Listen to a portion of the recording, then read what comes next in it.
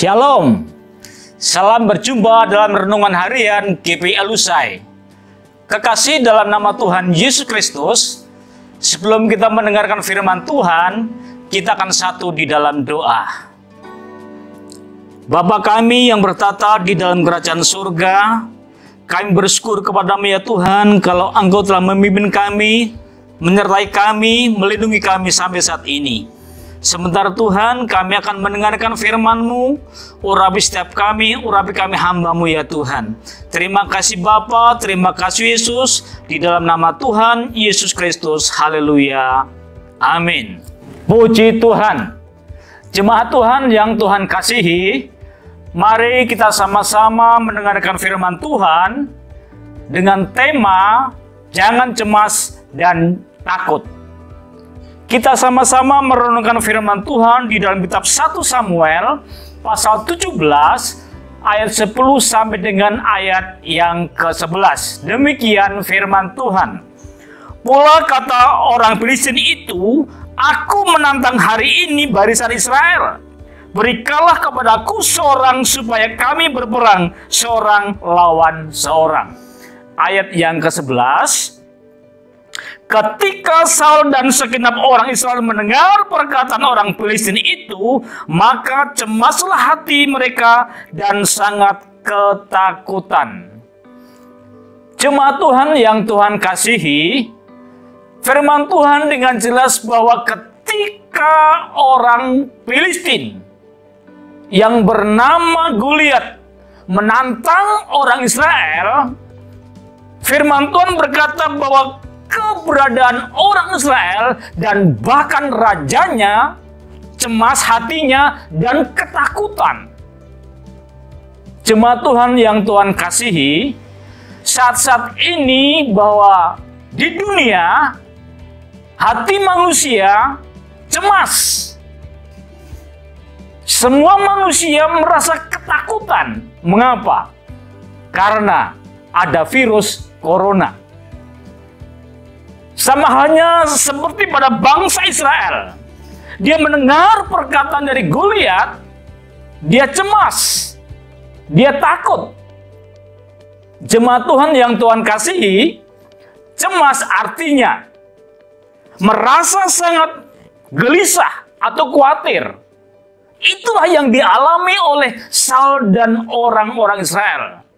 Dia ada kegelisahan. Dia tidak merasa mampu untuk melawan Goliat.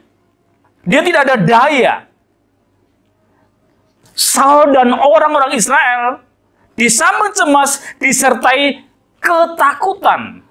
Takut artinya merasa gentar, ngeri, menghadapi sesuatu yang dianggap mendatangkan bencana. Sidang jemaat yang Tuhan kasihi, Goliat dari pagi dan petang, kurang lebih selama 40 hari, dia menyerukan, dia menyampaikan tantangan kepada bangsa Israel.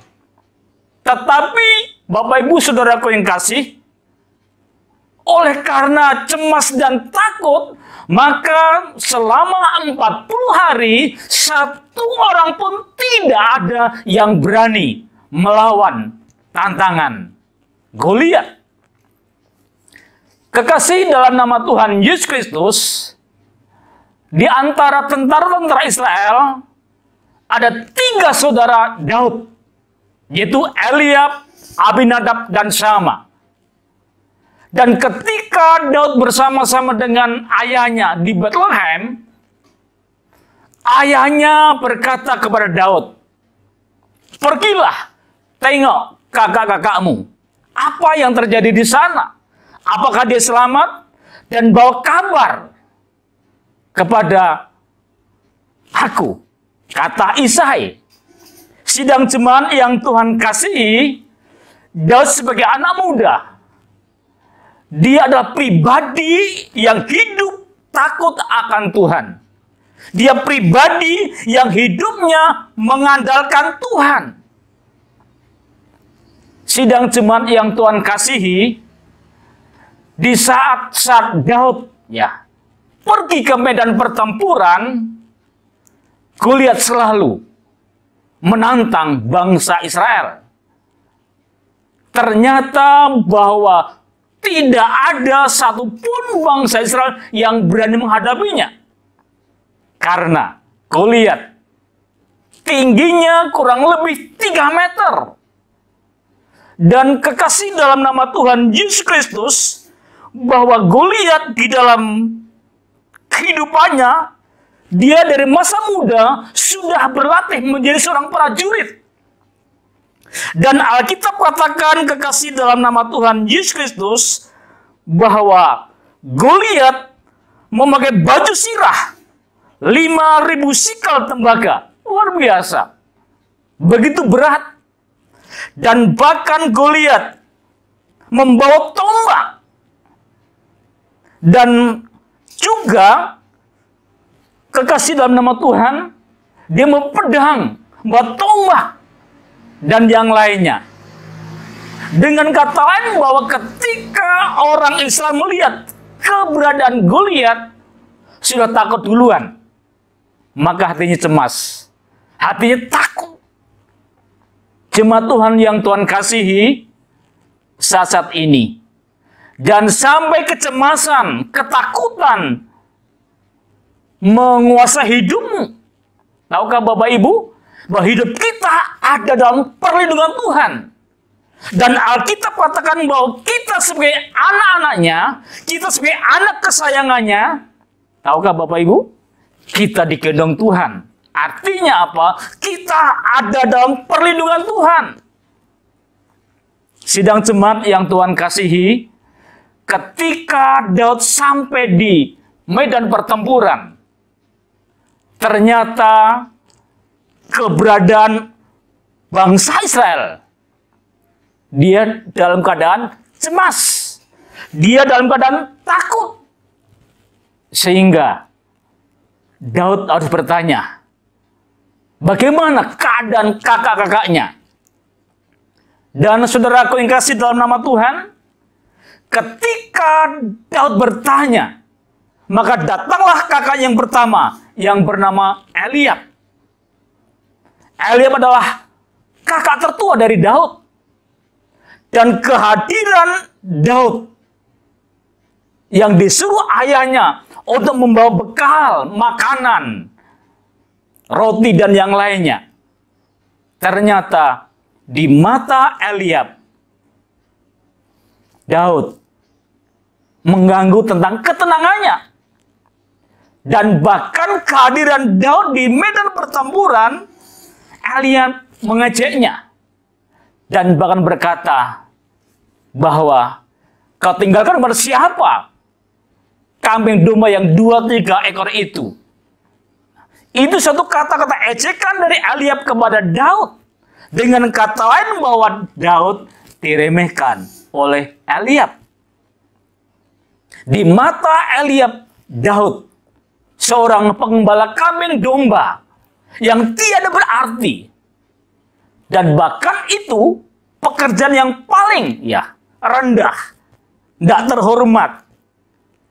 Tetapi Bapak Ibu, bahwa di mata Eliab, Daud tidak berarti. Tetapi di mata Tuhan, Daud sangat berarti. Mengapa? Karena Daud melekat dengan Tuhan. Nah, Bapak Ibu saudaraku yang kasih, ketika hidup kita melekat kepada Tuhan, yakinlah ada jaminan dari Tuhan, ada pertolongan dari Tuhan, ada perlindungan dari Tuhan.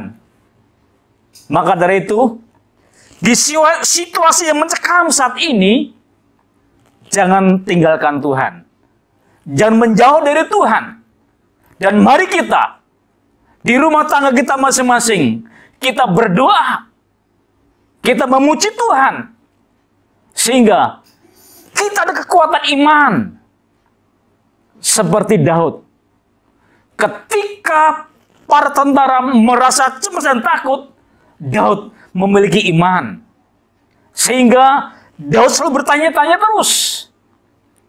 Dan ketika Daud bertanya kepada tentara Israel, tentara Israel berkata kepada Daud, Barang siapa yang bisa mengalahkan Goliat, luar biasa. Memang hadiahnya bagus, ya, menyenangkan. Dikasih kekayaan, dikasih anak perempuannya Saul, lalu kaum keluarganya dibebaskan dari pajak. Jadi ketika Daud mendengar hal itu, bukan itu yang Daud utamakan, tetapi Daud mengutamakan nama Allah yang telah dihina oleh Goliat yang tidak bersunat itu. Kekasih di dalam nama Tuhan Yesus Kristus, ketika Daud dipanggil oleh Saul. Kenapa? Karena Saul mendengar apa yang telah dikatakan oleh Daud kepada tentara-tentara Israel. Kekasih di dalam nama Tuhan Yesus Kristus, ketika Daud bertemu dengan Saul, ternyata Saul pun meremehkan Daud. Saul pun kekasih dalam nama Tuhan Yesus Kristus meremehkannya. Kekasih di dalam nama Tuhan Yesus Kristus, kita akan perhatikan bagaimana ketika Saul meremehkan Daud. Nah, kita akan sama-sama merenungkan firman Tuhan dan kita akan membacanya di dalam kitab 1 Samuel pasal 17 di ayat yang ke-31. Kita mulai membacanya. Terdengarlah kepada orang perkataan yang diucapkan oleh Daud, lalu diberitahukan kepada Saul dan Saul menyuruh memanggil dia. Luar biasa. Daud sebagai anak muda, dia dalam pertempuran tidak ada pengalaman. Dia dipanggil oleh Raja Saul. Di ayat yang ke-31 dan 32 dikatakan demikian. Berkatalah Daud kepada Saul, janganlah seseorang menjadi tawar hati karena dia, hambamu ini akan pergi melawan orang Filistin itu. Sidang jemaat yang Tuhan kasihi, Daud sebagai anak muda berkata kepada Raja Saul, dikatakan jangan ada seseorang yang tawar hati. Luar biasa. Daud sama-sama mendengar perkataan Saul. Tetapi hal itu tidak dihiraukan oleh Daud. Daud yakin mampu mengalahkan Goliat. Ketika Saul ditemui oleh Daud, Saul kurang yakin bahwa Daud mampu mengalahkan Goliat. Tetapi kekasih dalam nama Tuhan, Daud berkata kepada Saul, jangan ada yang tawar hati. Dalam Amsal pasal 24 ayat yang ke-10, firman Tuhan berkata, jangan tawar hati. Nah, maka dari itu kekasih dalam nama Tuhan Yesus Kristus, dalam kita dalam kesesakan, jelas Alkitab katakan, jangan tawar hati. Mengapa? Karena tatkala kita tawar hati, dikatakan, kecilah kekuatanmu. Maka dari itu, Daud berpesan kepada Saul, jangan tawar hati. Dan ketika Saul mendengar perkataan dari Daud, ternyata Saul tetap menganggap remeh Daud. Dan Saul katakan, engkau masih muda.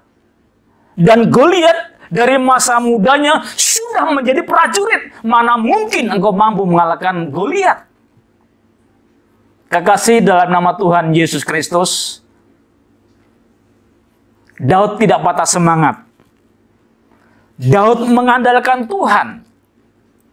Di tengah-tengah kecemasan, di tengah-tengah ketakutan, Daud tetap melekat kepada Tuhan. Daud tetap minta perlindungan kepada Tuhan. Dan bahkan Daud menyampaikan pengalaman-pengalaman ketika Daud mengembalakan kambing domba ayahnya. Daud katakan bahwa bersama dengan Tuhan, Daud diluputkan dari cakar beruang dan cakar singa. Dan Daud katakan demikian juga, bahwa aku akan dibebaskan, diluputkan dari tangan orang Filistin itu, yaitu Goliat. Kekasih dalam nama Tuhan Yesus Kristus luar biasa. Daud di tengah-tengah kecemasan, di tengah-tengah ketakutan, Daud sebagai anak muda, dia berani menghadapi Goliat. Kalau kita renungkan ketika Daud menghadapi Goliat, bahwa itu tidak seimbang. Goliat memakai perlengkapan yang sangat-sangat lengkap. Dan bahkan cara tubuh saja nggak seimbang. Baik Goliat, baik Daud tidak seimbang. Tetapi saudaraku yang kasih, kalau Goliat mengandalkan kekuatan manusia, tetapi Daud mengandalkan Tuhan. Maka di ayat yang 45 dan 46, bagaimana di situ? Daud betul-betul mengandalkan Tuhan, mengatasnamakan Tuhan. Sehingga kekasih dalam nama Tuhan Yesus Kristus, Daud ketika dia maju melawan Goliat. Nah, ketika Daud berhadapan dengan Goliat, Goliat berkata, "Anjingkah aku? Engkau mendatangi aku dengan tongkat." Wow. Daud diremehkan oleh Goliat. Kekasih dalam nama Tuhan Yesus Kristus, Daud mengandalkan Tuhan. Bahwa peperangan ada dalam tangan Tuhan. Memang cara manusia, Daud hanya punya batu dan umban. Umban adalah alat untuk melontarkan batu. Dan ketika antara Daud dan Goliat bertempur, luar biasa. Hanya dengan peralatan yang sangat-sangat sederhana, yaitu umban dan batu kali, ternyata hal itu karena Daud bersama-sama dengan Tuhan, maka Daud mampu mengalahkan Goliat. Dan Alkitab berkata, kekasih dalam nama Tuhan, di ayat yang ke-50. Nah, firman Tuhan berkata demikian, "Demikianlah Daud mengalahkan orang Filistin itu dengan umban dan batu. Ia mengalahkan orang Filistin itu dan membunuh tanpa pedang di tangan." Luar biasa. Puji Tuhan. Tuhan kita Tuhan yang ajaib. Tuhan kita Tuhan yang luar biasa. Maka dari itu Bapak Ibu Saudaraku yang kasih, izinkan Tuhan menyertai Anda. Kalau saat ini saudara dalam kecemasan, dalam ketakutan, libatkan Tuhan. Buang segala kecemasan, buang segala ketakutan, sehingga saudara memperoleh kemenangan. Tuhan memberkati. Jemaat Tuhan yang Tuhan kasih, kita satu dalam doa. Bapa kami yang bertata di dalam kerajaan surga, kami bersyukur kepadamu ya Tuhan, kalau Engkau telah melayakkan setiap kami untuk mendengarkan firman-Mu ya Tuhan. Dan bila Bapa firman yang kami dengar akan menguatkan iman percaya kami ya Tuhan. Dalam situasi yang mencemaskan ini Tuhan, firman-Mu mengajar kepada setiap kami, supaya kami jangan cemas dan takut. Terima kasih Tuhan, terima kasih Yesus. Ajar kami Bapa tetap mengandalkan Engkau, sehingga apapun yang kami hadapi Bapa, kami memperoleh kemenangan. Kami memperoleh sukacita oleh karena Engkau ya Tuhan. Terima kasih Tuhan, terima kasih Yesus. Di dalam nama Tuhan Yesus Kristus. Haleluya. Amin. Puji Tuhan. Salam berjumpa kembali dalam renungan harian GBI LUC selanjutnya. Tuhan memberkati.